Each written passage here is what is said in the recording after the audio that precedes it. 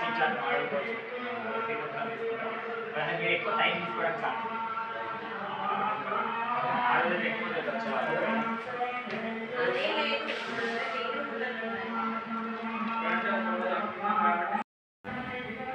అందరికీ నమస్కారం. నా పేరు జయలక్ష్మి కంకనాల. నేను శిశు తరగతి నుంచి 10వ తరగతి వరకు గీతా విద్యాలయం స్కూల్లోనే చదువుకొని ప్రజెంట్ యుఎస్లో టెక్సస్లో క్వాలిటీ ఆటోమేషన్ లీడ్గా ఫ్రాన్స్ బ్యాంక్లో వర్క్ చేస్తున్నాను.